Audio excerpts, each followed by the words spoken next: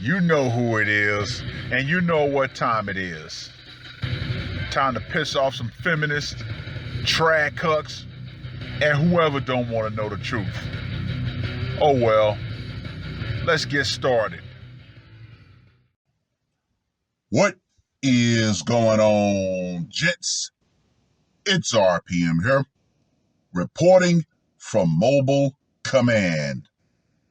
Gentlemen, Terrence Pop a couple of weeks ago made a particular video covering this topic on how military recruitment has fallen in the toilet. However, gentlemen, that's even worse. It's in the sewers. Now, in my humble opinion, I'm glad that less men are joining the military. And I'm going to come from a completely different angle as to why I'm personally happy that less men are signing up. This society deserves what's happening when it comes to military recruitment. Hell, a few weeks ago, maybe last month, there was an old World War II soldier who literally cried because of how bad society has fallen. And he said, this is not the society that my friends died to protect. And I have to agree with him. But let me not stray too far from the main topic. Now, this article was published on the 17th of July. With few able and fewer willing, the U.S. military can't find recruits. As much as it would pain me normally to say this, but I'm going to say it. Good. These are tough times for military recruiting. Almost across the board, the armed forces are experiencing large shortfalls in enlistments this year. A deficit of thousands of entry-level troops that is on pace to be worse than any since just after the Vietnam War. It threatens to throw a wrench into the military's machinery, leaving critical jobs unfilled and some platoons with too few people to function. Well, what do you think is going to happen when the military goes quote unquote woke? Yeah, you're going to have a lot of men who no longer feel the need to answer the call. Charlie 19 is part of the problem. Lockdowns during the pandemic have limited recruiters' ability to forge bonds face-to-face with prospects, and the military's vaccine mandate has kept some would-be troops away. Ah, yes. Behind the scenes, I was contacted by a few sailors who wanted my opinion about the Charlie 19 vax mandate and what they should do. And of course, first thing I told them, whatever you choose to do, that is your choice. Now, if I were in your shoes, I would make sure that I had all of the critical certifications that would help me in the civilian sector, and then I would go ahead and say, nope, I'm not going to take this poke, do what needs to be done. And yeah, a lot of good sailors left the Navy because of the vax mandate. Less than 1/4 of young American adults are physically fit to enlist and have no disqualifying criminal record, a proportion that has shrunk steadily in recent years.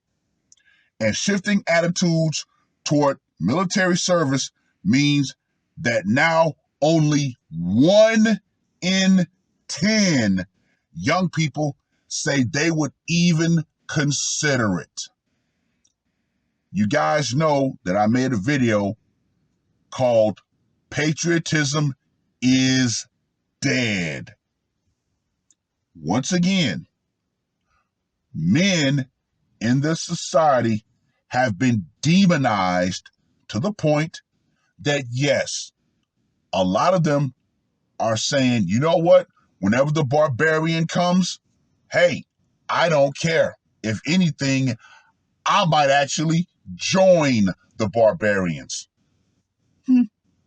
But I find it real damn convenient that every time the idea of having women be able to sign up for the draft, oh, women love to jump behind and say, well, you know what?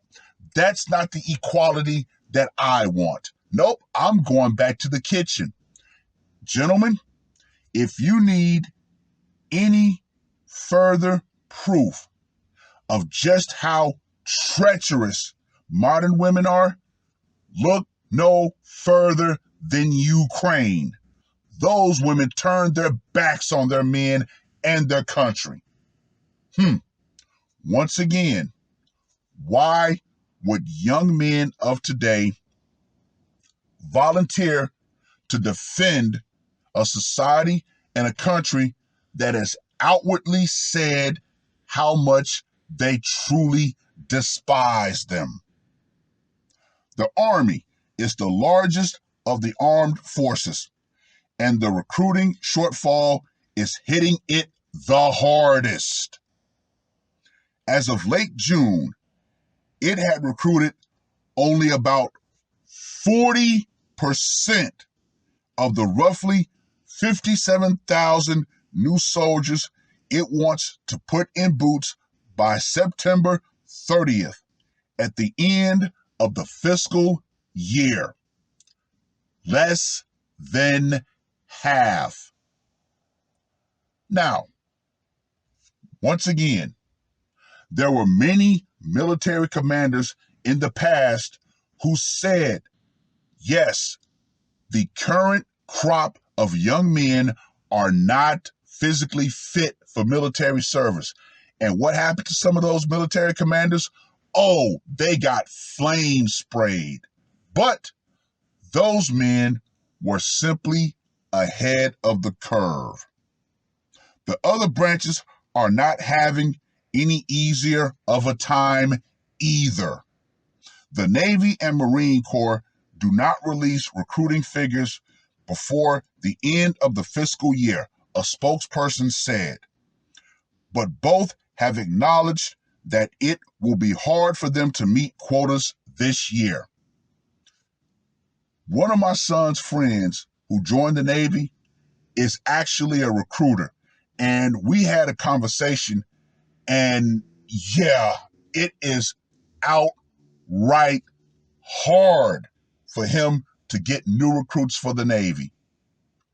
He might not be able to meet his quota. But once again, you have to ask the critical question, why? And like I explained before, men in this society have been demonized to the point that patriotism has been beaten out of them. Even the Air Force, which has rarely had trouble attracting talent in the past, is about 4,000 recruits short of the level it typically reaches by mid-summer. When civilian jobs are plentiful, as they are now, the military tries to compete using two tactics: sweetening the deal with signing bonuses, better pay, and other enticements, and lowering standards a bit to enlist people who might otherwise not qualify. Well, that's about all I'm going to read for the article. Now, for my personal reason as to why I'm happy that less men are signing up for the military. You ready? This is going to be a huge blow to predatory, parasitic women who specifically target military men for their benefits. Oh, yeah. We all know this. Many, many women in the past had to play the long game. Now, what do I mean by that? Well, if they married a serviceman, they had to play good for 10 years and 1 day. Why? Because if they were married for over 10 years, then guess what? She automatically became entitled to half of his retirement. Yeah. And when it comes to divorce in the military, we know those numbers are actually way higher than they are in the civilian sector. Why? Well, think about it. Military man has a guaranteed income. Guess what? He can be made to stay on base or on the ship, while she can stay in military housing. Then, on top of that, you add medical, dental benefits. Yeah, military men have always been a very attractive target for predatory females, especially females in small towns. Now, if you need a perfect example of that, well, we know that there's a great movie out there that you should look up. And what movie is that? An Officer and a Gentleman. Unfortunately, David Keith's character fell victim to a predatory woman. And guess what? She lied. Oh, I'm pregnant. Then, when he quit the military to try to do the right thing, what did she do? Oh, I'm not pregnant. I just wanted to snag a pilot so I can get out of this town. And unfortunately, he took his own life. Now, how many soldiers, how many sailors have actually had something similar like that happen to them? Far too many. Over my 20 years in the Navy, there have been many a sailor who got a Dear John letter, especially on deployment. Yeah, it sucks. But, like I said, that right there is actually a good thing that so many men are now no longer going to have to potentially face those consequences. So yeah, a lot of women who specifically target military men for their meal tickets, yeah, that has been thoroughly snatched away from them. And it's a good thing. Well, read the full article. Let me know what you guys think.